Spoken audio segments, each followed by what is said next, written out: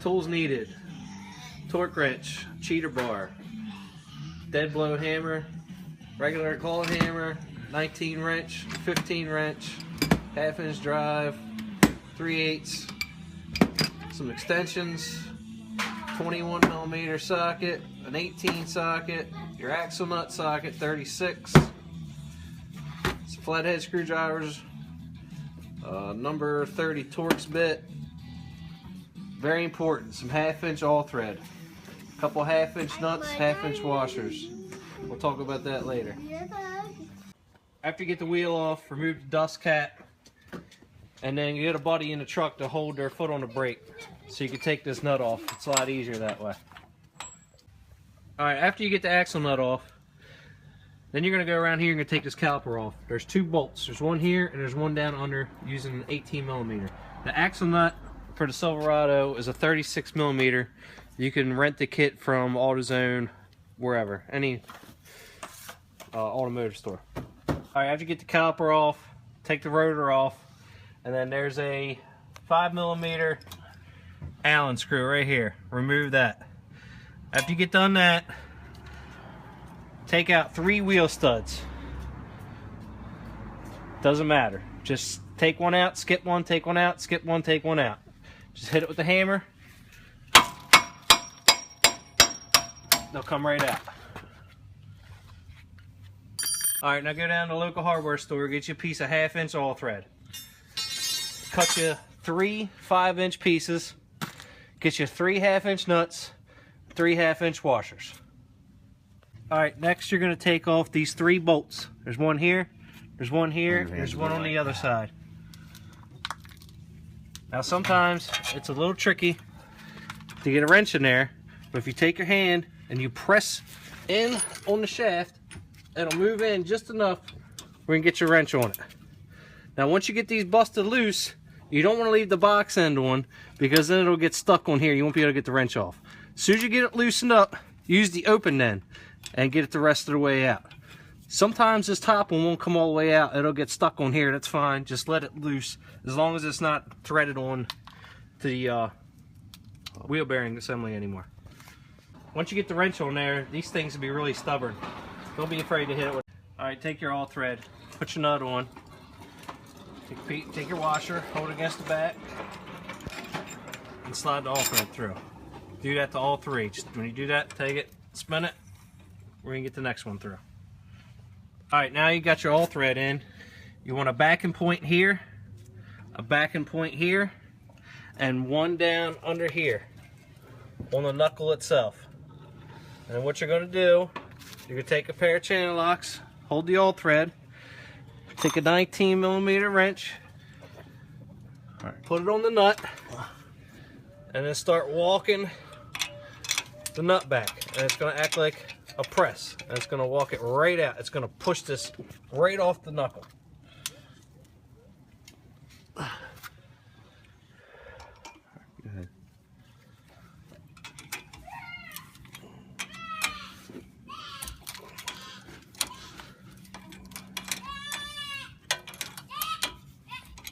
Do a couple on that one.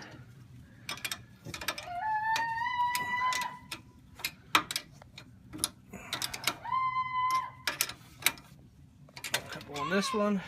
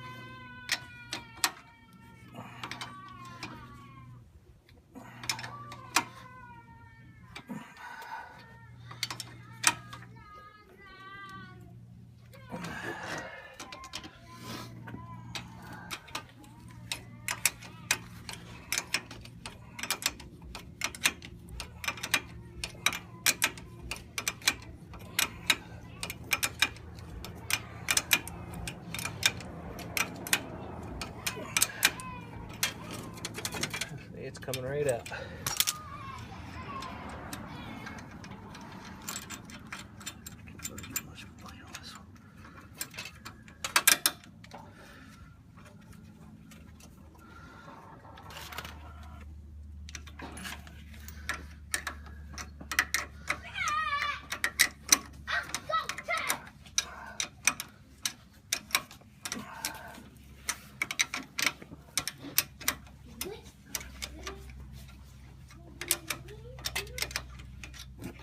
Nothing on that one. I might have to spin that one down a little bit after we get this loose.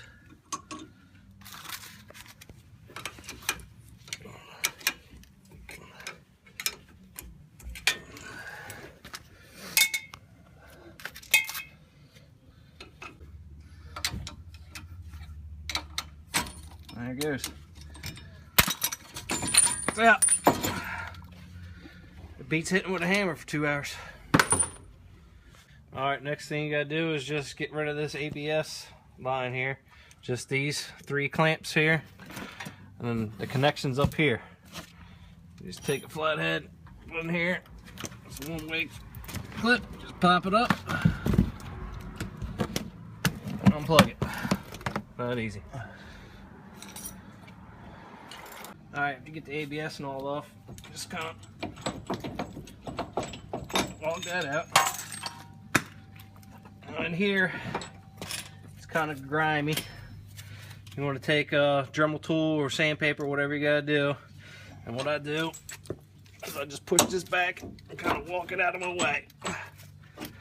And then I can get in here and clean it real good. And then I'll walk it over here. Just push it in, hold it back out of your way, and then you can get all this cleaned. And then you're ready to reassemble. Just do the opposite of what we just did. Oh, maybe put some anti-seize on here before you put it back in. That way if you gotta do it again, it'll come out easier.